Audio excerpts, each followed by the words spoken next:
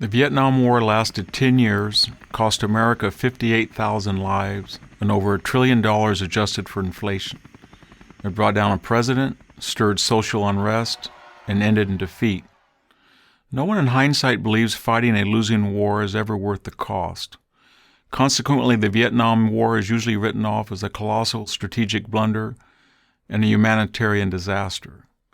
Yet historical appraisals might have been much different had the Vietnam War followed the pattern of the Korean War, which the United States fought for almost identical reasons, the defense of freedom in Asia.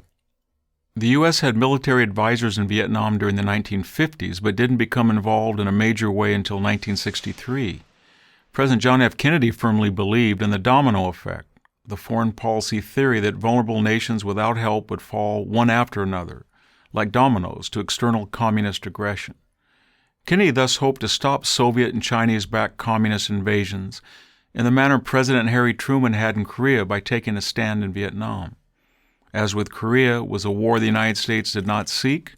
As with Korea, Vietnam presented no imperial advantages, no natural resources, or resources of any kind that the United States needed to protect or wished to obtain. As with Korea, the aggressor was a communist government in the North intent on taking control of the South, and its military crossed an internationally recognized border to do so. Following Kennedy's assassination in November of 1963, President Lyndon Johnson vastly escalated America's role in 1964. But even as he did so, Johnson prosecuted the war with deep ambivalence, authorizing significantly more troops and money for the war, but never pushing for total victory. In contrast, the North Vietnamese never wavered. They ignored every one of Johnson's many offers to negotiate a settlement. By 1971, the war was at a stalemate, neither side able to establish a clear advantage. The President, Richard Nixon, pursued a two-pronged strategy: to turn over combat operations to the South Vietnamese and to bomb North Vietnam.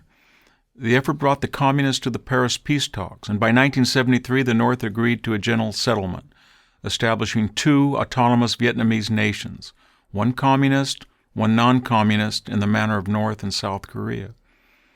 However, the Watergate scandal, the subsequent resignation of President Nixon, and the Democrats' sweeping congressional victory in the 1974 midterm election all helped to convince the North Vietnamese that America would not enforce the peace agreement.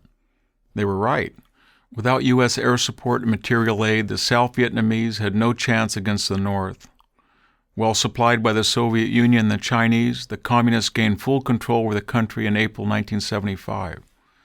The war proved far more costly than Korea because the geography and landscapes of Vietnam were far more conducive to insurgency operations. There were also far more restrictions placed on American commanders than during the Korean War. And the United States in the 1960s was a far less conservative and cohesive country than America of the 1950s. Yet despite the long ordeal and terrible costs, South Vietnam was saved in 1973, only to be lost in 1975. The U.S. defeat in Vietnam was a political choice, not a military necessity.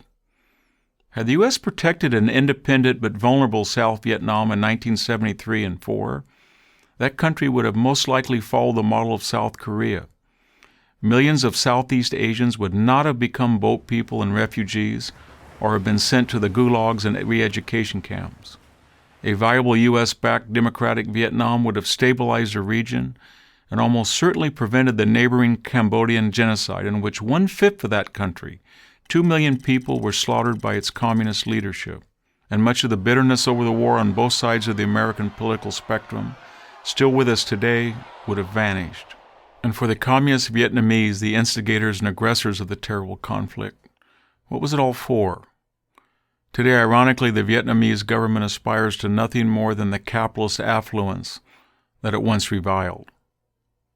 I'm Victor Davis Hanson of the Hoover Institution for Prager University. To keep our videos free, click here.